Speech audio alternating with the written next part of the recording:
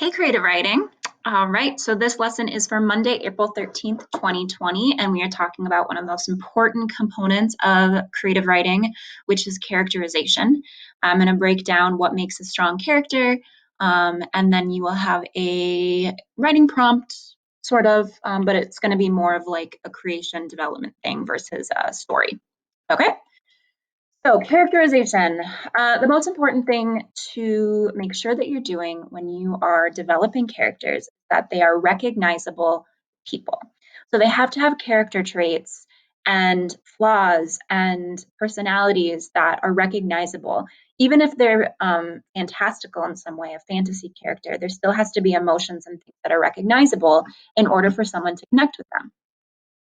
So I want you to think through some of your favorite characters in movies, TV, literature, comic books, video games, the list goes on and on.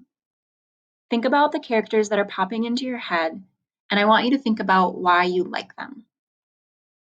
How would you describe them? What's their personality? What do they look like? What are their bad habits? How do they talk? All right, that's what we're breaking down today. Why is it that when I think of some of my favorite characters, a character like Hermione pops into my head? Why do I like her so much? Why do I like Hermione Granger? Um, what is it about her that makes her relatable for me? All right. So the iceberg theory is one that you've seen many times, and it can also be applied to characterization.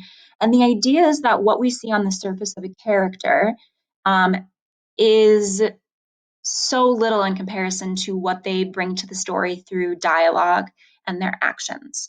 All right, so character description, which is like this little bit, and then whoosh, everything else that happens, all of their actions, all of their dialogue. We learn so much more through what they do.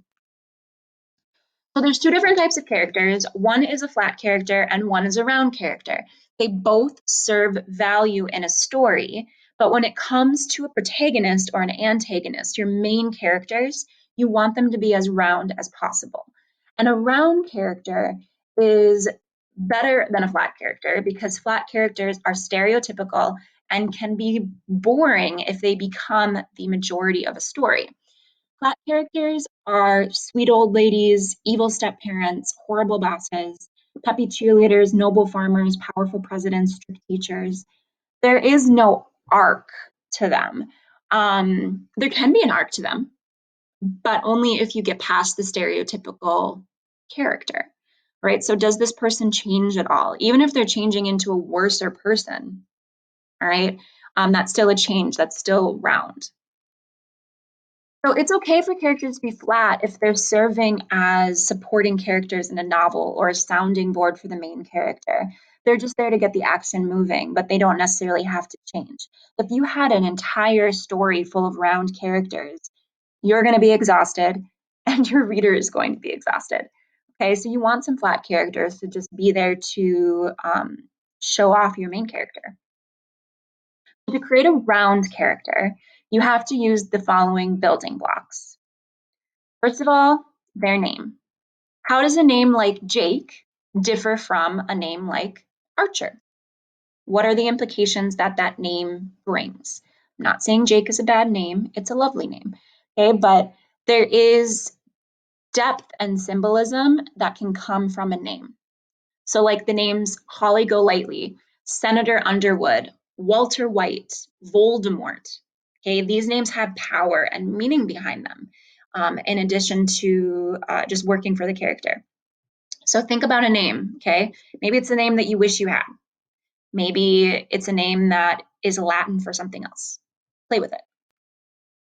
Appearance is next. Lots of details in appearance. So, for example, Allison wore a natural hair wig. It was a thick blonde hood around her face. She was dressed in bright dyed denims today. She wore durable clothes, usually, for she volunteered afternoons at a children's play center. That's way more than Allison was a girl with blonde hair, right? We know so much more. Bright dyed denims, okay? So these like her pants are lime green and her clothes are durable. Okay, she's not walking around in like a skirt and a tank top. We learn a lot about what her values are just from how she looks. So put a lot of detail into how a character looks.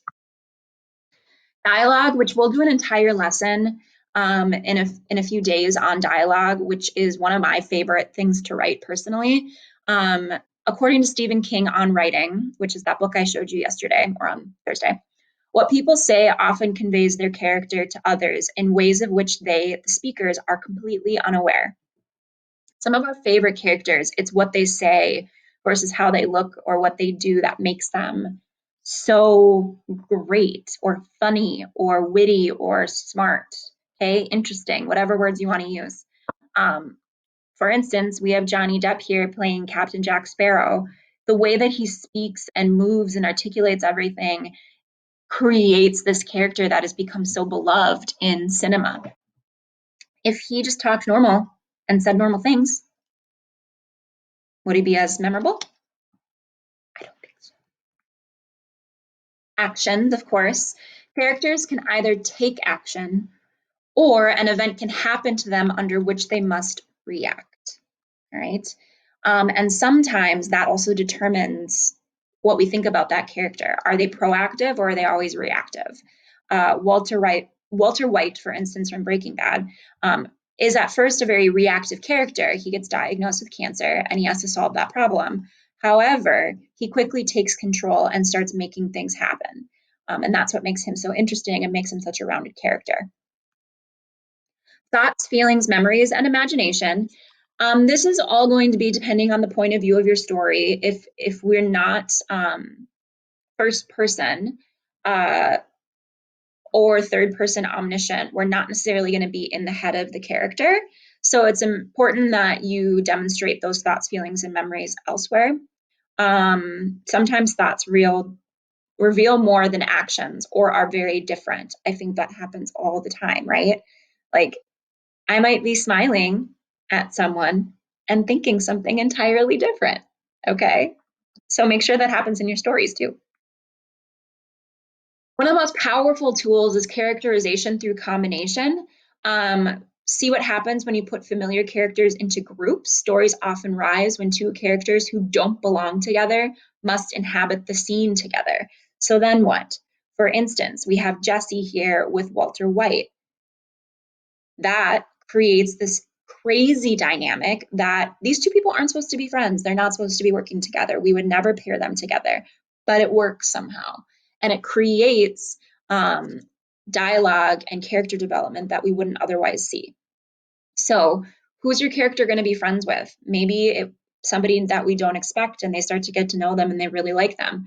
Who do they start dating that maybe they didn't expect to date? There's a million different things you can play with.